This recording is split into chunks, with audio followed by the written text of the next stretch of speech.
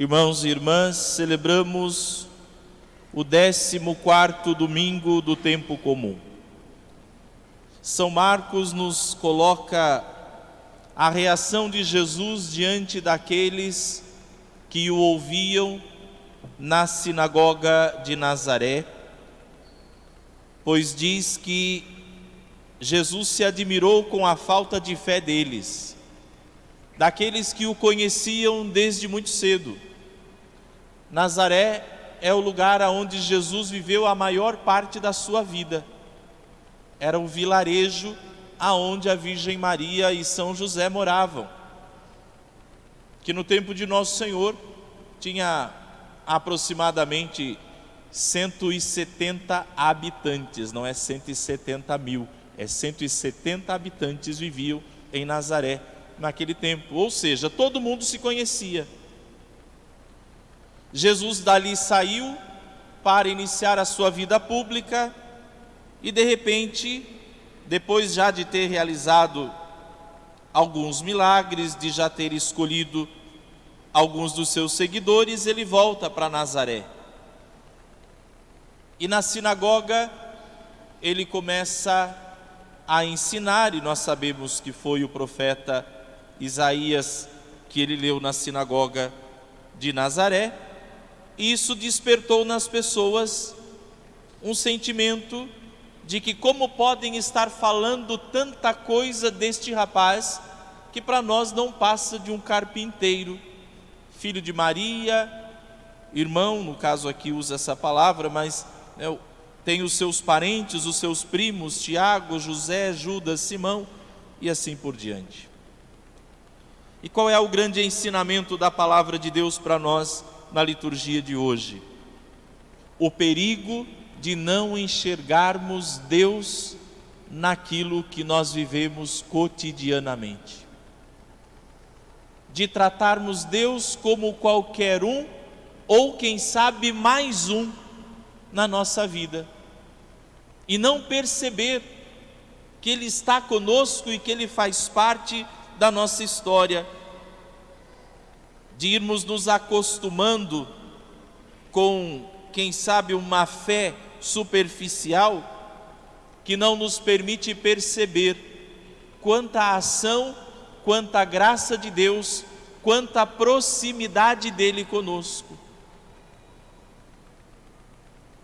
Os habitantes de Nazaré olhavam Jesus na sinagoga e não conseguiam enxergar além, quem sabe, do carpinteiro que tinha prestado tantos serviços para eles ali. Da mesma maneira como os israelitas olhavam para os profetas, ouviam os profetas, mas não conseguiam entender que era Deus que estava falando por meio deles. Assim como nós vimos também a comunidade de Corinto, a quem São Paulo escreve a segunda carta, que é parte da qual nós ouvimos hoje. Na primeira carta que Paulo escreveu, os coríntios não davam muita atenção para São Paulo, que diziam que ele era perseguidor de cristãos, que nem encontrado Jesus fisicamente ele tinha encontrado, quem era ele para estar ensinando tudo aquilo. Então não viam a ação de Deus naquele apóstolo. E essa doença espiritual, queridos filhos, muitas vezes também nós podemos ser acometidos por ela, de não conseguirmos enxergar, de perceber, de sentir a ação de Deus na nossa vida, que nos fala, que se revela, que se mostra, só que não de modo extraordinário, sobrenatural, de jeitos miraculosos, não, às vezes de forma muito simples, de maneira até corriqueira. Deus tem se manifestado na nossa vida. São José Maria diz: ou nós aprendemos a encontrar Deus nas coisas simples do dia a dia, ou nós não o encontraremos nunca. Encontrar Deus nas coisas simples do dia a dia. E para isso é preciso que a fé nos ajude a olhar de modo mais profundo para as coisas, de deixarmos simplesmente as coisas aparentes e enxergarmos o que existe de graça de Deus, de sinal de Deus, de cuidado de Deus para conosco, em cada coisa, em cada situação que nós vivemos, pois Ele cuida de nós. Desde a hora em que nós acordamos até a hora em que nós vamos dormir, Deus se preocupa conosco, vai nos dando o sinal do seu amor a cada momento da nossa vida.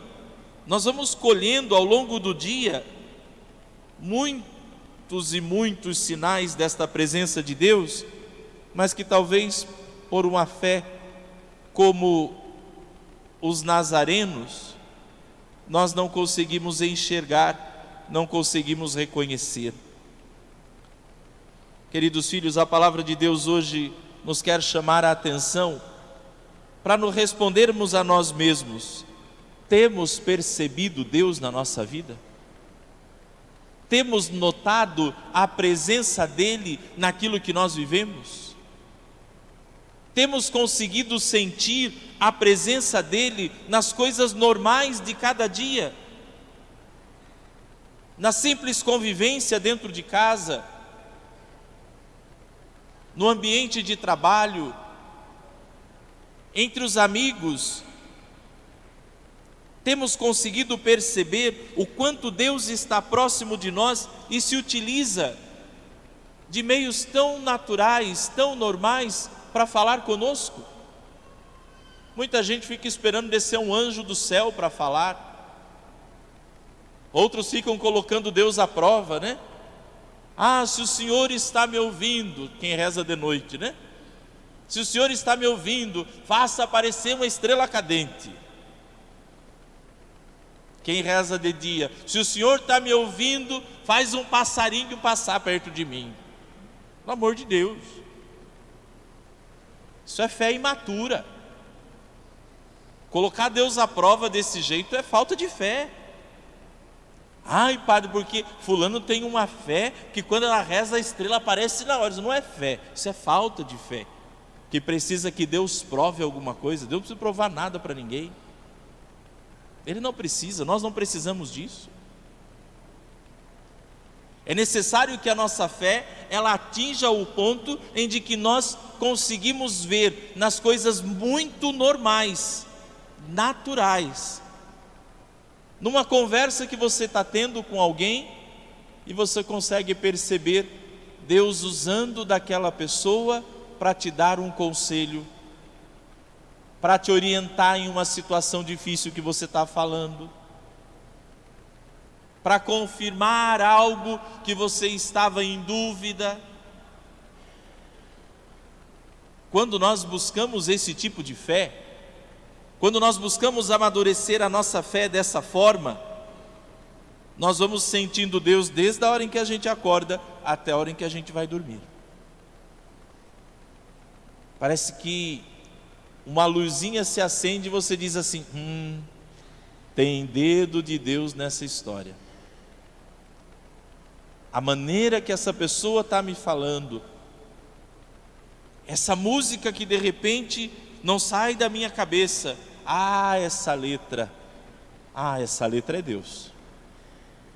É Deus falando comigo, é Deus me dando resposta, é Deus me ajudando naquilo que sozinho eu não estou conseguindo. Isso Ele faz o tempo todo, a todo instante, e volto a dizer, de maneiras muito simples. O outro ponto que a palavra de Deus chama a atenção hoje é: aprendemos a olhar do jeito certo para todas as coisas. O povo de Israel precisava aprender a olhar mais para os profetas que Deus mandava, mas não, obstinavam-se em manter-se como cabeças duras, diz aqui o Senhor, um povo de rebelde, nação de rebeldes, filhos de cabeça dura, coração de pedra. Por quê? Porque olhavam para as coisas, os pecados, as infidelidades, e não olhavam para os profetas de Deus. Os nazarenos olhavam para o carpinteiro e não conseguiam enxergar o Messias. Os coríntios olhavam para as fraquezas e não enxergavam a graça de Deus que havia em São Paulo. E nós? Será que também não estamos tendo o mesmo problema? Olhando mais para as coisas que nos afastam de Deus do que para aquelas que nos aproximam dele?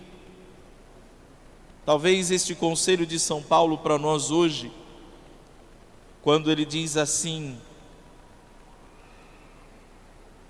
para que o extraordinária grandeza das revelações não me ensoberbecesse, foi espetado na minha carne um espinho, que é como um anjo de Satanás a esbofetear-me, a fim de que eu não exalte demais. A propósito, roguei ao Senhor que afastasse de mim por 3 vezes, mas ele disse-me: basta-te a minha graça, pois é na fraqueza que a força se manifesta. Deus está dizendo para São Paulo: comece a olhar mais para a minha graça do que para a sua fraqueza, e aí você vai conseguir vencer. Talvez seja esse o conselho de Deus para você hoje. Comece a olhar mais para aquilo que Deus está fazendo, para a graça de Deus que tem conduzido a sua vida, porque só assim você vai conseguir parar de acumular fracassos. Quando você prestar mais atenção naquilo que Deus está fazendo e que talvez você não esteja percebendo. Olhar mais para aquilo que Deus está fazendo. Não se começar a olhar para si mesmo e dizer assim: eu sou incapaz, eu sou fraco, porque eu sou pecador, porque eu sou isso, porque eu sou aquilo. Não, você é um filho de Deus como todos os outros filhos de Deus, um filho de homem, como diz o Senhor ao profeta Ezequiel na primeira leitura, mas é um filho de Deus aonde age a graça de Deus. E nós aprendemos e entendemos que a graça, ela supera a natureza. Então, se você é fraco, eu tenho uma notícia para te dar: você está certo. É mesmo, um fracote, uma fracote, não aguenta nada. Mas a graça de Deus em você te faz suportar tudo. Mas e aí? Nós vamos olhar para a nossa fraqueza e nos abalarmos por conta disso? Ou vamos olhar para a fortaleza e a graça de Deus em nós e nos impulsionarmos com isso? O que tem chamado mais atenção? A sua fraqueza ou a graça de Deus? Os seus pecados ou a grandeza e a santidade de Deus? Aqui você tem dado mais valor. E isso é fácil da gente descobrir até na oração, sabia? Quando você vai rezar, o que ocupa mais o seu tempo na oração? Você ficar exaltando a sua fraqueza? Ai, porque eu sou fraco, porque eu não consigo. Ai, porque eu sou pecador. Ai, porque eu fiz isso. Ai, porque eu fiz aquilo. Ai, porque a minha vida... Ou na sua oração, você gasta mais tempo: obrigado, Senhor. Obrigado porque eu, sendo tão infiel, o Senhor continua sendo tão fiel. Obrigado, Senhor, porque mesmo na minha fraqueza, com meus pecados, com minhas quedas, o Senhor não me abandona. Obrigado porque o Senhor é bom. Obrigado pela sua misericórdia. Obrigado pela sua grandeza. Na oração a gente já percebe o que está tomando mais conta da nossa vida.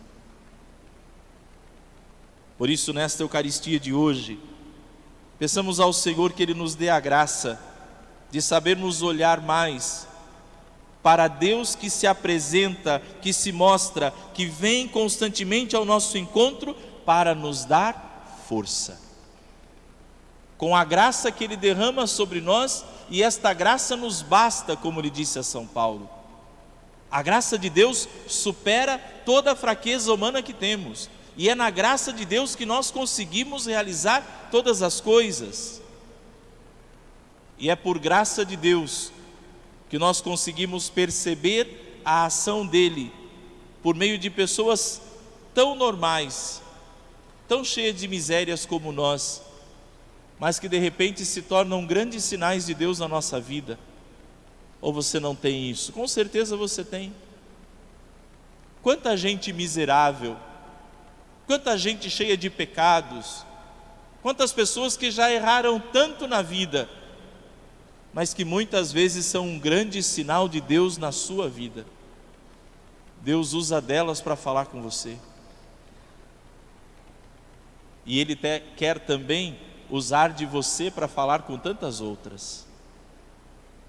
Mesmo na sua pequenez, mesmo na sua miséria, mesmo no meio dos seus erros, a graça de Deus, ela age de forma tão grandiosa que você pode e deve se tornar um grande instrumento na mão dele. O segredo é: faça tudo com a certeza de que Deus está com você. Faça tudo com essa certeza. As coisas que você faz todos os dias, faça de um jeito diferente, como que se Jesus estivesse fazendo aquilo que você está fazendo. Vai fazer café amanhã? Faz café como se Jesus estivesse fazendo aquele café. E quem tomar esse café? Vai ficar procurando o dia inteiro o que você colocou de diferente nele. Eu dizia isso para o pessoal hoje na missa de manhã. Um diferencial dessas coisas que eu vejo em festa, onde tem a presença da igreja, a alegria com que as pessoas fazem as coisas, a diversão que se tem em volta do trabalho. Me encanta ver o pessoal lá enrolando bolinho com o diácono, rezam, dão risada. Tem Deus nessas coisas, tem Deus nisso. Tem Deus na alegria daquela criançada atendendo o povo naquela barraca. Tem Deus. É a graça de Deus agindo. Humanamente, seria apenas um serviço voluntário prestado. Mas espiritualmente, é fazer com Deus as coisas simples e que tocam o coração das pessoas. Deus se manifesta, queridos filhos, se manifesta para nós e através de nós. Peçamos uma fé diferente daquela fé dos nazarenos, que nós saibamos olhar e entender, nessas coisas tão normais que eu estou vivendo, tem Deus no meio. Tem. Do acordar ao dormir, dentro de casa ou fora dela, eu consigo ver, entender, perceber, Deus está me acompanhando em tudo que eu faço. A presença dele se torna sensível, perceptível, quando nós buscamos essa fé.